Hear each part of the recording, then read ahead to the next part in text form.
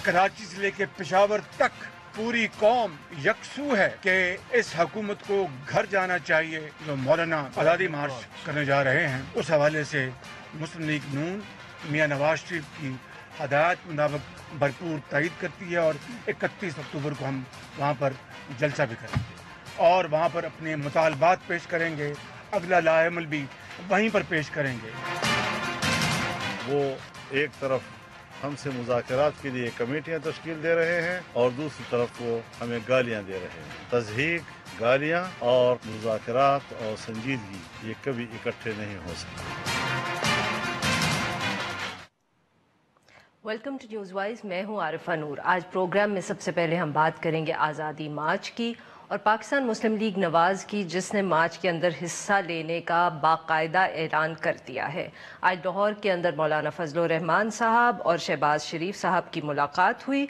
उसके बाद media talk के अंदर शहबाज शरीफ साहब ने ऐलान किया कि ना सिर्फ उनकी जो जमात है वो आज़ादी मार्च में शरीक होगी, बल्कि अपने मुतालबात भी वो मार्च में एक जलसे के दौरान ही पेश करेंगे और आइंदा का जो लाहे अमल है वो भी हमें तभी बताया जाएगा। अब तक आज़ादी मार्च के अंदर शिरकत के हवाले से पाकिस्तान मुस्लिम लीग नवाज़ की तरफ से जो बयानात सामने आ रहे थे, उससे लग रहा था कि जैसे जमात के अंदर कुछ कन्फ्यूजन सी है। उसके साथ साथ इतलात ये भी आ रही थी कि शायद डिफरेंस ऑफ ओपिनियन भी है जमात के अंदर। कुछ लोग चाहते हैं कि वो मार्च के अंदर हिस्सा लें और कुछ लोग नहीं, क्योंकि नवाज शरीफ साहब की तरफ से एक तहरीरी इंस्ट्रक्शंस आई थी जमात को कि क्या करना है और किस तरह मार्च के अंदर हिस्सा लेना है। मगर इसके बावजूद जो एक ऑफिशियल अनाउंसमेंट है जो आज आई है, उसको काफ़ी दिन लग रहे थे, तो इसलिए काफ़ी इस हवाले से स्पेक्यूलेशन भी हो रही थी और कयासराई भी हो रही थी। दूसरी तरफ अब जब मार्च, आज़ादी मार्च की तारीख जो है वो करीब आ रही है, तो हुकूमत भी मुतहर्रिक होती नज़र आ रही है। 2 रोज़ कबल हुकूमत ने ये ऐलान किया कि जमीयत उलमाए फजल रहमान ग्रुप के साथ और बाकी अपोजिशन के साथ बात करने के लिए एक हुकूमती मज़ाकराती टीम कमेटी जो है उसको बना दिया जाएगा और इस कमेटी को हेड करेंगे जो वज़ीर दिफा हैं परवेज़ खटक साहब।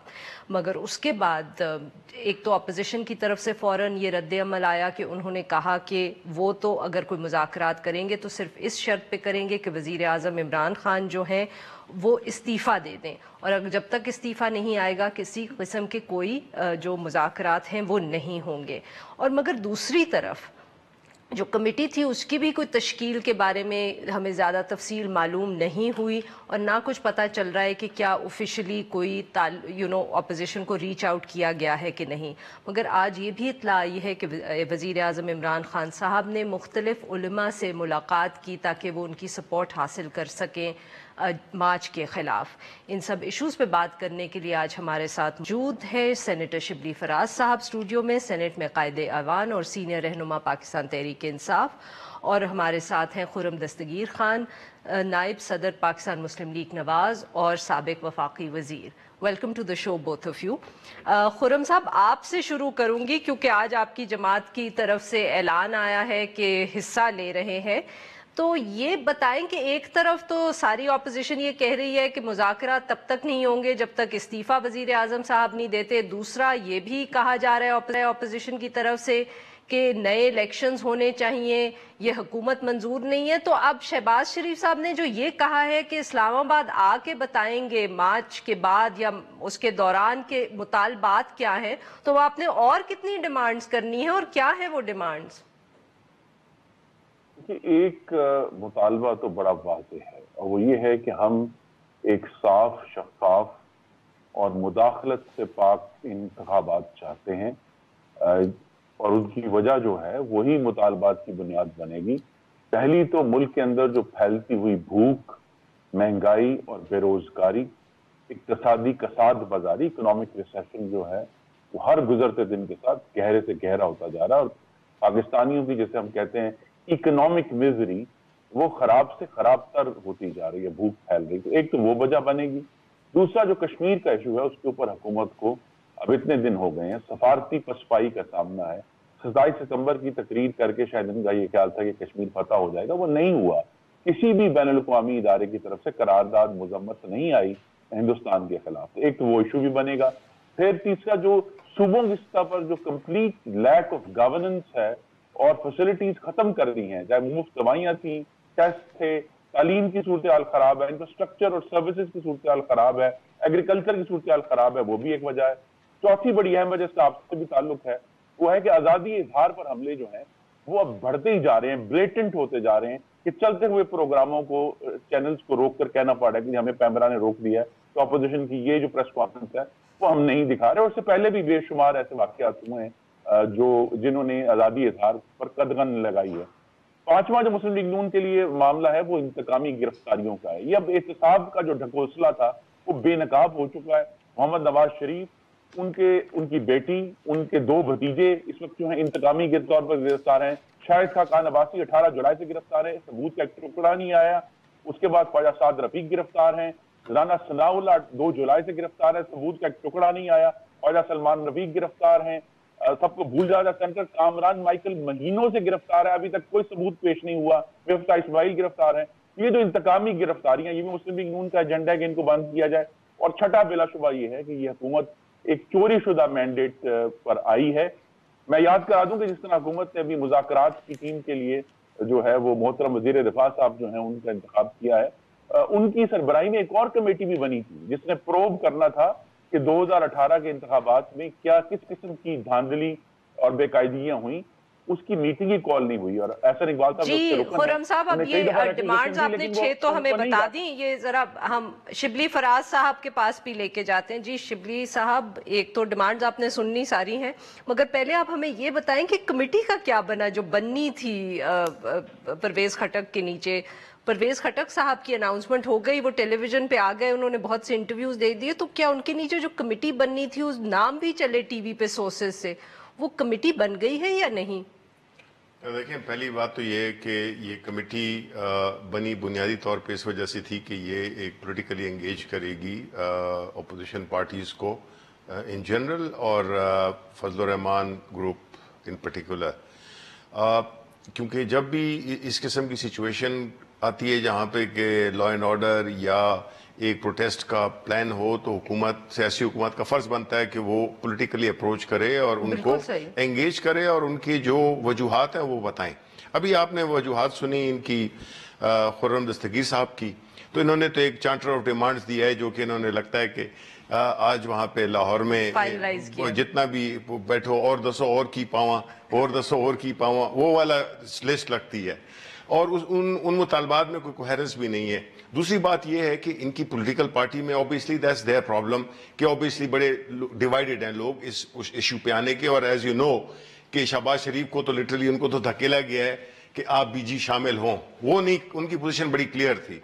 اب دوسری بات یہ ہے کہ انہوں نے مہنگائی کا ذکر کیا اور اس کی کشمیر کا ذکر کیا اور پریس فریڈم کا ذکر کیا۔ سر پریس فریڈم کا کیا ذکر انہوں نے کرنا ہے؟ ارے اچھا یہ کیا، یہ تو this is an issue close to our hearts۔ نو میں ان کی بات کر رہا ہوں نا، خرم صاحب کی۔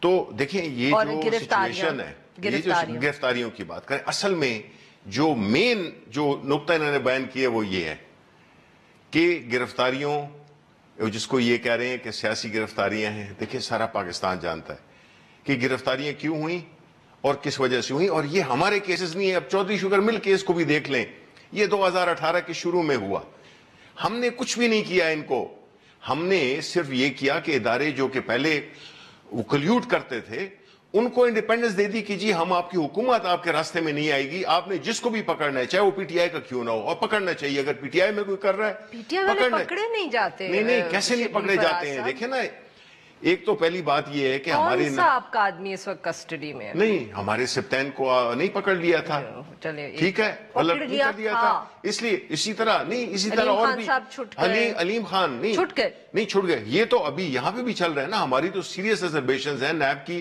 جو پروسیکیوشن یا ان کی جو وہ کیپیسٹی ہے اس کے بارے میں ایشو ہے، اور یہ انہوں نے دیکھیں نا، ہم تو ابھی آئے ہوئے 1 سال ہوا ہے، یہ جو ساری آپ کو جو انسٹیٹیوشنل وہ کہتے ہیں امپورٹنسی، انسٹیٹیوشنل انکیپیسٹی، یہ ساری جو ہے یہ ان کے تحفے ہیں جو کہ دیے ہیں، بیکاز دے نیور وانٹڈ کہ ادارے سالڈ ہوں، कि वो इनकी जो करप्शन है उसको, तो आपकी है जमात का स्टैंड ना कि बहुत मसाइल आपने आप ये समझते हैं? नहीं, मैं आपको बताता हूँ, sorry before you, I mean you can ask me, मैं ये बताता हूँ कि जो सारे मसाइल है ना जी, ये इकोनॉमी से जुड़े हुए हैं, ये सारे मसाइल करप्शन से जुड़े हुए हैं। वो मुज़ाकरात पे बात करें ना, आपके मुज़ाकरात करने हैं कि नहीं आपने, और कब करेंगे? देखिए नहीं, लेकिन ये तो जरूरी है ना कि कौन को पता चले कि इनकी वजह यहाँ आने की क्या है। अब इलेक्शन का लास्ट पॉइंट है, फिर मैं आपकी इसकी तरफ भी आता हूँ।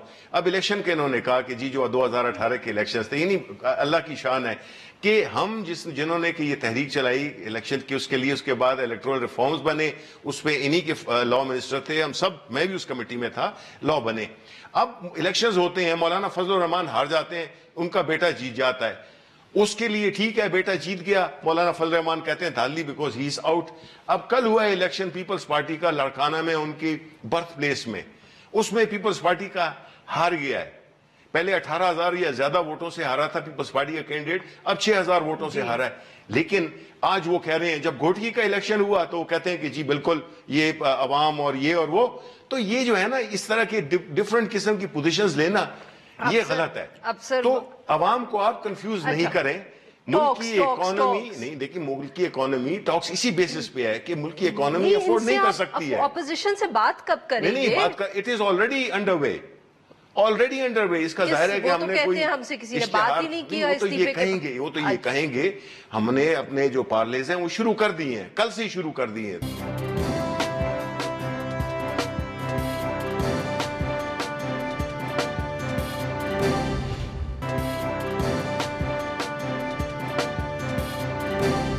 साहब, आपको क्या आज की मीटिंग के अंदर मौलाना फजल रहमान साहब ने कुछ बताया कि वो गुफ्तगू कर रहे हैं हुकूमत के साथ, जैसे शिबली फराज साहब कह रहे हैं? जी, कोई राब्ता नहीं हुआ। इस जो नई कमेटी बनाई है उसके सरबराह की तरफ से सिर्फ वाहिद एक राब्ता स्पीकर कौमी असम्बली ने शहबाज शरीफ साहब से राब्ता किया था कुछ दिन पहले।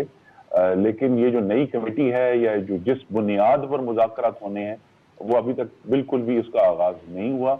और दूसरा ये है, हमें ये बात याद रखनी है, देखिए सब मुतालबे छोड़ दें, सिर्फ मेरे सामने एक मुंतखब नुमाइंदा होने के नाते 3 चीजें मैं फिर दोहरा देता हूँ।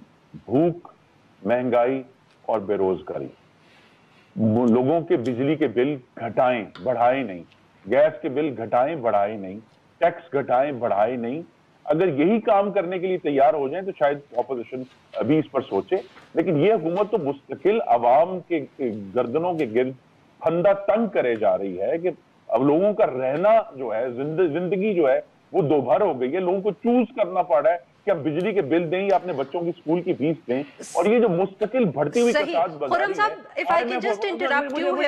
जुमला मुकम्मल करने दें कि IMF वर्ल्ड बैंक की 2 दिनों में आई है तो उन्होंने कहा कि 2.4% ग्रोथ रेट होगा। अब 2.4% ग्रोथ रेट पे इसका मतलब है कि मुल्क में बेरोजगारी, भूख और महंगाई मजीद फैलेगी।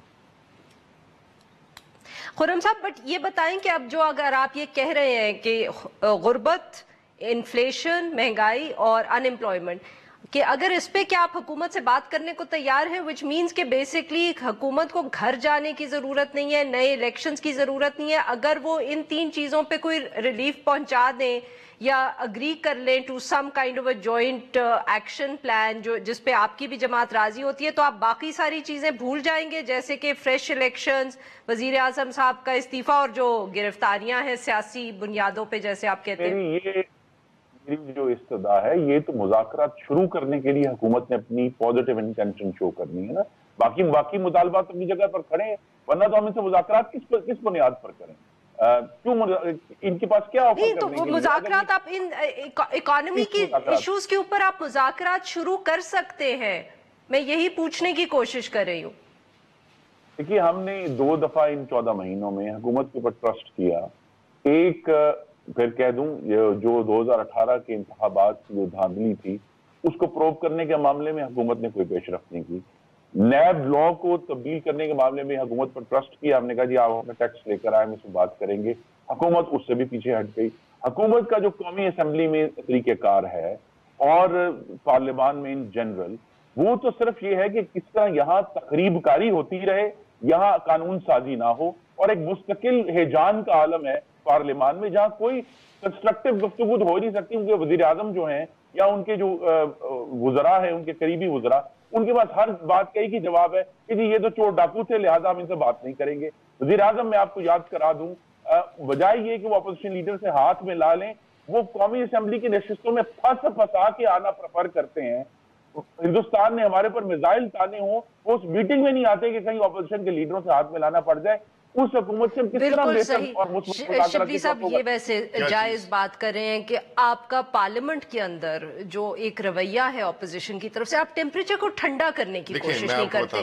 ठीक है, आप हर स्पीच के अंदर चोर डाकू, देखिए वो उस चीज से हम गुजर गए। ये होता क्यों है? अभी कहा, ये नहीं अजीब बात है कि जो महंगाई थी वो आज हमारे ये सर पे डाल रहे हैं।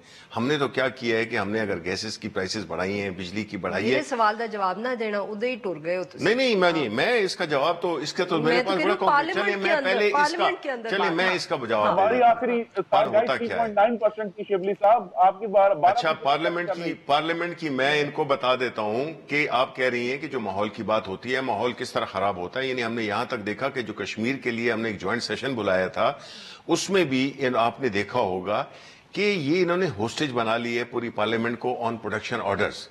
मेरे पास सीनियर लीडर्स आए जब मैं वहां पे, जब ये सब हंगामा हो रहा था मेरे पास, अब मैं उनके नाम नहीं लूंगा बिकॉज ऐसी एम्बेरस करने की क्या बात है। अगर जरूरत हुई मैं आपको ऑफ द शो बता भी दूंगा, ठीक है कि मेरे पास है कि जी आप बात करें, ये छोटी सी बात है, प्रोडक्शन ऑर्डर करा दे तो सारा खत्म हो जाएगा।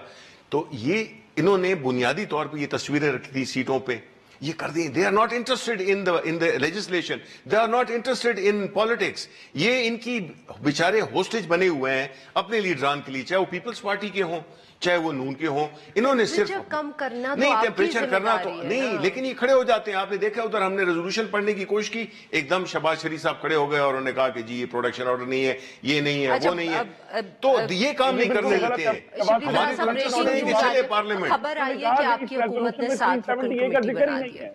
जी जो ओरिजिनल रेजोल्यूशन आया, जी खुर्रम साहब कुछ कह रहे हैं। बुनियादी चीज जो है ना, लुबे आप सब सारे उनको कर लें। मैं आपको बताऊं इस पूरे उसको। खुर्रम साहब कुछ कह रहे हैं। जी खुर्रम साहब। जी मैं ये कह रहा हूं कि जो ओरिजिनल रेजोल्यूशन लिख कर लाए थे ज्वाइंट सेशन में, उसके अंदर आर्टिकल 370 को वापस लेने का जिक्र ही नहीं था। शहबाज शरीफ साहब ने ये पॉइंट आउट किया था कि जनाब इस रेजोल्यूशन को तो दुरुस्त कर ले जिसकी बुनियाद पर ये ज्वाइंट सेशन बुलाया गया, और उसको दुरुस्त किया गया, उसको रिवाइज किया गया और दोबारा लाया गया। और जो मीडिया का फुटेज है, सब कुछ सामने है जी, क्या इसमें हम बहस करें। मैं बात ये कर रहा हूँ बुनियादी तौर पर। जी सर एक ब्रेक लेनी है या उसके बाद जी खुर्रम साहब यहाँ पे हम लेंगे एक ब्रेक लेना है हमें, नाजरीन लेंगे हम एक छोटा सा ब्रेक, और जब हम ब्रेक से वापस आएंगे तो गुफ्तगू जारी रहेगी और फिर शिबली फराज साहब ने जो अभी नुक्ता उठाया, we'll let him complete it. Stay with अस।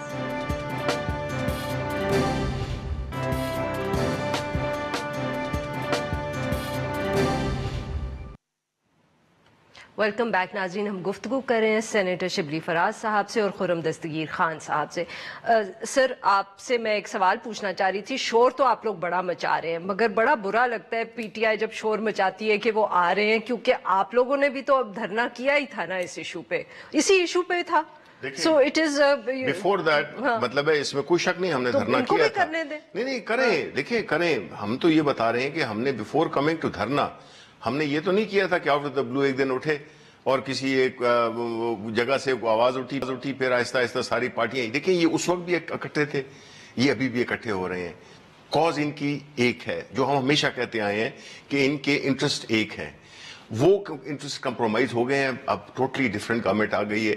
हमने अगर धरना किया था, हमने सारे लीगल चैनल्स को एक्सप्लोर पहले किया था, अदालतों में गए, हमें रिलीफ नहीं मिली, तो हमने कहा कि हम एक पॉलिटिकल प्रोटेस्ट करते हैं, जो कि हमने की। अगर ये पॉलिटिकल प्रोटेस्ट करते हैं तो करें, लेकिन ये अगर एक तरफ से डंडा बरदार वो जत्थों की वो फुटेज दिखा रहे हैं, like it looks like the Pakistani version of RSS, तो वो तो फिर बड़ा मुश्किल हो जाता है ना ऐसी चीजों में। तो अफरा तफरी पता नहीं है ना कि वो इस तरह होगा। और अफरा तफरी तो जिस रात पाकिस्तान तहरीक इंसाफ भी रेड जोन में घुसी थी, उस रात यहाँ भी बड़ी अफरा तफरी थी, टीयर गैस हुई थी, 1-2 लोग बाय एक्सीडेंट भी मरे थे। देखें बात यह है कि अगर अस्यूम करें कि अगर वो एक वाकया हुआ था तो आपने रिपीट करना है उसी वाकये को। यू वांट कि चूंकि एक चीज हुई है جو کہ اس وقت کے کانٹیکس میں ٹھیک تھی، وہ ضروری نہیں ہے کہ آج وہی چیز چاہے ہم ہی کیوں نہ کریں. سر پھر اس وقت بھی غلط تھی اور آج بھی غلط ہے نا. پھر آپ کہہ سکتی ہیں غلط تو میں نہیں کہوں گا، بیکاز ہماری وہ ایک پولیٹیکل اسٹرگل کی ایک ٹرننگ پوائنٹ تھا. وہ اس میں ہم نے پورے پاکستان کو کیا ہوا 126 دن. پہلی بات تو یہ کہ 26 دن کرنا یہ مذاق نہیں ہے. خرم صاحب اب یہی سوال سینیٹر صاحب یہی سوال کیونکہ اس کا ریورس جو ہے اب خرم صاحب سے پوچھنا ہے، اور وہ یہ ہے کہ 2014 میں جب پاکستان تحریک انصاف یہ کرتی تھی تو آپ لوگ کہتے تھے یہ غلط ہے، اکانومی پہ اثر پڑے گا، یہ وہ جمہوریت کو خطرہ ہے، اور اب آپ بھی وہی کر رہے ہیں. آپ کو کیا یہ نہیں فکر کہ جمہوریت کو خطرہ ہو سکتا ہے؟ اکانومی جو ہے اس وقت اور بھی پریکیریس ہے. اس وقت حالت شاید اکانومی کی اتنی خراب نہیں تھی جتنی اس وقت ہے، اور آپ بھی اب اس کو اور زیادہ ڈی سٹیبلائز کریں گے. جی میں بڑی صراحت سے کہنا چاہتا ہوں کہ ہم پی ٹی آئی کی طرح پاکستان ٹیلی ویژن پر ڈنڈوں سے قبضہ کرنے کے لیے نہیں آ رہے. ہم پی ٹی آئی کی طرح پولیس کے افسروں اور جوانوں کو زد و کوب کرنے کے لیے نہیں آ رہے. ہم پی ٹی آئی کی طرح سپریم کورٹ کے جنگلوں پر شلواریں لٹکانے نہیں آ رہے. ہم پی ٹی آئی کی طرح پارلیمان کے حفاظتی جنگلے توڑنے نہیں آ رہے. ہم پی ٹی آئی کی طرح لوگوں کے کاروبار جو ہے بند کرنے کے لیے نہیں آ رہے. ہم صرف میں پھر کہہ دوں پاکستان کے عوام کے اوپر جو ایک مہنگائی، بھوک اور بے روزگاری کا سونامی آیا ہے اس سے نجات دلانا چاہتے ہیں، اور اس کا ایک جمہوری طریقہ ہے کہ اس ملک میں نئے شفاف مداخلت سے پاک انتخابات ہوں. ہم اس کے لیے اپنی سٹرگل کریں گے، اسلام آباد میں بھی، اسلام آباد سے باہر بھی، دوسرے علاقوں میں بھی، اور ہم اس کی بھی بات کریں گے، ہم کشمیر کی بات بھی کریں گے، ہم آزادی اظہار کی بھی بات کریں گے. ہم جو جی خرم صاحب very quickly we running out of time ہے. دیکھیے میری استدعا یہ ہے کہ یہ سب چیزیں کہنا کہ آرٹیفیشل طور پہ تھی. 6.25% کے اوپر پاکستان کا انٹرسٹ ریٹ تھا. انہوں نے 13.25% کر کے پاکستان کی لارج اسکیل مینوفیکچرنگ پچھلے 8 مہینے سے مستقل نیچے گر رہی ہے، اور اس سے بے روزگاری بڑھ رہی ہے.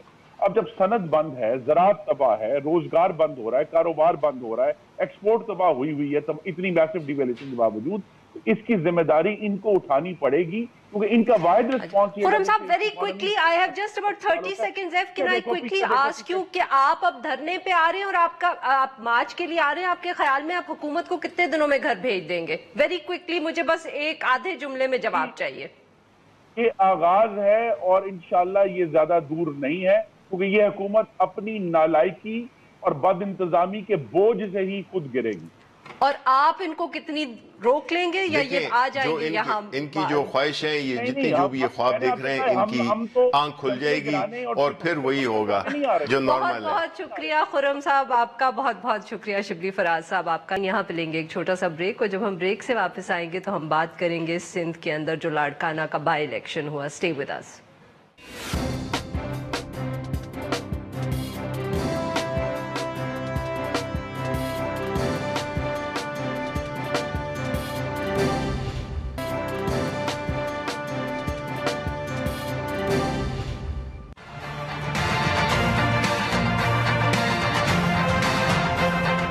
زردائی صاحب 14 مہینے میں ان کو اپنے حلقے کے لوگوں کا تو خیال نہیں آیا. یہ فتح لاڑکانہ کے عوام کی ہے. اس الیکشن کو نہیں مانتا میں. Welcome back. پروگرام کے آخری حصے میں ہم بات کریں گے لاڑکانہ میں جو بائی الیکشن ہوا PP11 کا، جس کے اندر گرینڈ ڈیموکریٹک الائنس کے امیدوار نے پاکستان پیپلز پارٹی کے جمیل سمرو کو 5000 ووٹ سے زیادہ کے فرق سے ہرا دیا. بہت سے جو لوگ ہیں وہ دیکھ رہے ہیں اس شکست کو، بہت وہ غور سے دیکھ رہے ہیں. ان کے خیال میں اس سے یہ انڈیکیشن ملتا ہے کہ جو پاکستان پیپلز پارٹی ہے وہ اپنے ہی گڑھ کے اندر، لاڑکانہ کے اندر کمزور پڑ رہی ہے. اس سے پہلے 2018 کے انتخابات میں بھی GDA نے یہ سیٹ جیتی تھی، مگر اس کے بعد الیکشن ٹریبیونل نے اس کے اندر دوبارہ الیکشن کرنے کا حکم دیا تھا، اور اب جب دوبارہ بھی الیکشن ہوا ہے تو GDA دوبارہ جیت گئی ہے. اس ایشو پہ بات کرنے کے لیے ہمارے ساتھ موجود اعجاز مہر صاحب جو سینئر صحافی اور تجزیہ کار ہیں. Welcome to the show Ejaz صاحب. You welcome, thank you. जी सर, तो ये जो दोबारा पाकिस्तान पीपल्स पार्टी यहाँ से हारी है, तो बहुत से लोग तो इसको बहुत देख रहे हैं एज अ बिग इवेंट कि इसका मतलब ये है कि पाकिस्तान पीपल्स पार्टी की जो गवर्नेंस है उसके खिलाफ लोगों ने वोट दिया, और साथ में ये कह रहे हैं कि शायद जमात की जो मकबूलियत है सिंध के अंदर वो कम हो रही है। आप इसको किस तरह देख रहे हैं? देखिए, मेरे ख्याल में एक पर्टिकुलर कॉन्स्टिट्यूंसी है और जो कि जनरल इलेक्शन में भी पीपल्स पार्टी हार गई थी, तो यहाँ पर 2-3 फैक्टर हैं। एक तो ये बात तो अपनी जगह कि पीपल्स पार्टी की जो गवर्नेंस के इश्यूज हैं या उनकी परफॉर्मेंस है उस पर सवालिया निशान अपनी जगह पर है, लेकिन मेरे ख्याल में ये जो है जंप करना कि पार्टी जो है वो नहीं, अभी रिसेंटली घुटकी में हुआ और दीगर जगहों पे जो भी बाई इलेक्शंस हुए तो उसमें पीपल्स पार्टी जीती है। तो ये कॉन्स्टिट्यूंसी जो है इसका अजीब सा सेटअप है। इसमें बेगम अशरफ अब्बासी, अगर आपको याद हो, इसी जमाने में स्पीकर रही थी, तो ये उनकी कॉन्स्टिट्यूंसी, होम कॉन्स्टिट्यूंसी, और ये भी उन्हीं की फैमिली से ये लोग आए हैं, क्योंकि सफदर अब्बासी और आपको पता नाहिद खान वगैरह जो छोड़ गए, तो ये कॉन्स्टिट्यूंसी की जो वहां पर कम्युनिटीज हैं उस हवाले से वो जीडीए का सर, कुछ लोगों का ये भी ख्याल है कि शायद पाकिस्तान पीपल्स पार्टी ने टिकट जमील सुमरो साहब को देख के शायद थोड़ी सी मिस कैलकुलेशन की है, क्योंकि वो इस कंस्टिट्यूंसी में उनका अपना जो सपोर्ट था वो इतना नहीं है, क्योंकि आप जिक्र करें दूसरे कैंडिडेट का बैकग्राउंड का और कि वो इसी इलाके से है और उनका यहाँ बहुत सपोर्ट है। देखें, पहले ये निसार खोड़ो साहब के पास थी, निसार खोड़ो साहब की बेटी को ही जनरल इलेक्शन में हराया गया था, तो वो एक्सपेक्ट कर रहे थे कि टिकट मिलेगी, और ये भी बातें आई कि निसार खोड़ो साहब की जो घर की पोलिंग है वो भी वो हार गए हैं।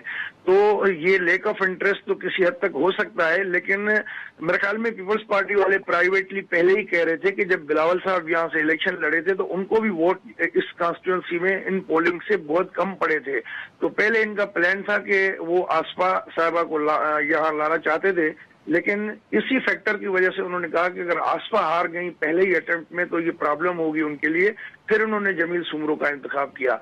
तो कैंडिडेट का भी ऐसा इतना नहीं है, जहां तक जो मेरी अंडरस्टैंडिंग है, या जो पीपल्स पार्टी वाले खुद लोग प्राइवेटली बताते थे कि इस हल्के से जो है हमें इतने वोट नहीं पड़ते, तो वो वजह है। और दूसरा अहम फैक्टर है इसका, सबसे बड़ा डिसाइसिव फैक्टर, वो जेयूआई की सपोर्ट थी मुकम्मल तौर पे इस पीटीआई के कैंडिडेट, जीडीए के कैंडिडेट को। तो जेयूआई ने पहले में इनको सपोर्ट किया था, लेकिन इस दफा लाड़काना में उन्होंने नहीं किया लोकल अरेंजमेंट। तो सर, जेयूआईएफ ने क्यों इस दफे अपना इरादा तब्दील किया, जैसे आप कह रहे हैं, उन्होंने क्यों ये फैसला किया कि वो जीडीए को सपोर्ट करेंगे? क्योंकि स्पेशली जब आप देखें नेशनल लेवल पे तो इस वक्त वो पाकिस्तान तहरीक इंसाफ के खिलाफ इतना महाज खड़ा किया हुआ है उन्होंने। जी बिल्कुल, वो निसार खोड़ो साहब ने मिनिस्टर में अपनी ये बात उठाई थी कि मौलाना साहब को ये तय करना होगा कि यहाँ पीटीआई का साथ दे रहे हैं, उधर उनके खिलाफ तहरीक चला रहे हैं, तो ये दोगली पॉलिसी नहीं चलनी चाहिए।